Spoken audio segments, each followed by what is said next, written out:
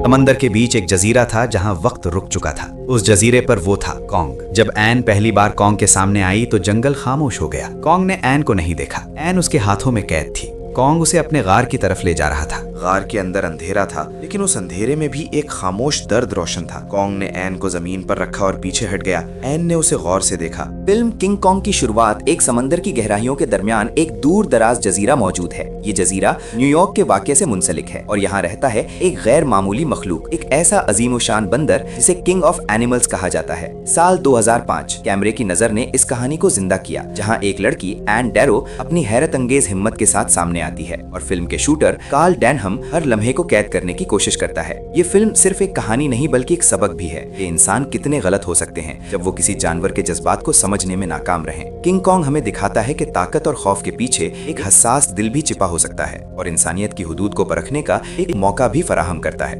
अंधेरी रात थी। समंदर की लहरें किसी जख्मी दिल की तरह कराह रही थीं। जहाज की लकड़ी पर टकराती हवा ऐसे लग रही थी जैसे कोई पुराना जख्म बार बार खुल रहा हो। इसी अंधेरे में एक चीख गूंजी, लेकिन वो चीख आवाज नहीं थी, वो चीख एक वजूद के अंदर दफन थी। एन डारो एक ऐसी लड़की जिसकी आंखों में भूख भी थी और ख्वाब भी। शहर ने उसे कभी गले नहीं लगाया। न्यूयॉर्क की सड़कें उसके लिए बेरहम थीं। स्टेज की रोशनियां उसका मुकद्दर बनने से इनकार कर चुकी थीं। वो मुस्कुराती थी, मगर उस मुस्कुराहट के पीछे एक टूटा हुआ दिल छुपा था। इसी शहर में कार्ल डेनहम था, एक जिद्दी फिल्मसाज जिसे कामयाबी की भूख थी। वो कहानियां बनाना चाहता था, लेकिन असल में वो खुद एक कहानी बन चुका था। नाकामी की कहानी, जिद की कहानी और एक ऐसे ख्वाब की कहानी जो किसी कीमत पर पूरा करना चाहता था। कार्ल ने एन को देखा और उसे लगा जैसे उसकी फिल्म को चेहरा मिल गया हो। एन ने कार्ल को देखा और उसे लगा शायद किस्मत ने पहली बार उसकी तरफ देखा है। और फिर समंदर के बीच एक जजीरा था जहाँ वक्त रुक चुका था, जहाँ दरख्तों के साए इंसानों से बड़े थे, जहाँ खामोशी बोलती थी और खौफ सांस लेता था।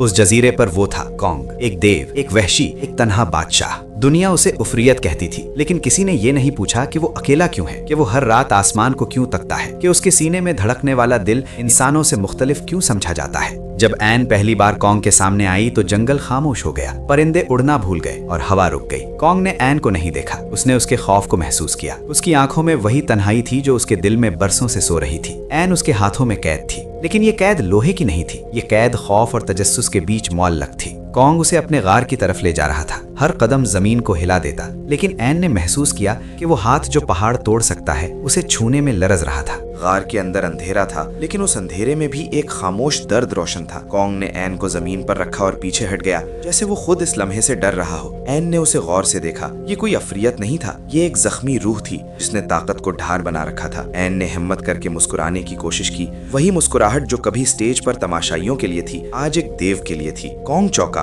ये मुस्कुराहट उसके लिए नई थी। वो करीब आया, इतना करीब कि एन उसकी सांस महसूस कर सकती थी। वो भाग सकती थी, लेकिन नहीं भागी। ये वो लम्हा था जहाँ खौफ पीछे हटने लगा और एक अजीब सा रिश्ता जन्म लेने लगा। इसी लम्हे जंगल के बाहर कार्ल और उसकी टीम जान बचाते हुए आगे बढ़ रहे थे। उसकी आंखों में खौफ कम और जुनून ज्यादा था। उसके लिए ये सब एक फिल्म थी, एक अजीम शॉट, एक ऐसा मंजर दुनिया को हिला दे। अचानक एक गोली की आवाज गूंजी। ये आवाज सिर्फ जंगल में नहीं गूंजी, ये आवाज एक तकदीर के सीने में उतरी। कांग चौंक कर पलटा। उसकी आंखों में फिर आग थी। एन समझ गई, ये खामोश लम्हे हमेशा के लिए नहीं होते। इंसान हमेशा खामोशी तोड़ देता है। और फिर सब कुछ बदल गया। कांग को जंजीरों में जकड़कर शहर लाया गया। रोशनियों के बीच उसे खड़ा किया गया। लोग तालियां बजा रहे थे, हंस रहे थे, कैमरे चमक रहे थे। कार्ल मुस्कुरा रहा था। उसका ख्वाब पूरा हो चुका था, लेकिन एन खामोश थी। उसकी आंखों में आंसू थे, क्योंकि वो जानती थी ये कोई शो नहीं, ये एक कत्ल है। जंजीरें टूट गईं, शहर में चीखें फैल गईं। कांग भागा नहीं, उसने एन को ढूंढा। एन उसकी तरफ दौड़ी। कॉन्ग ने उसे उठाया, इस बार कैद करने के लिए नहीं, बचाने के लिए। वो इमारतों पर चढ़ता गया।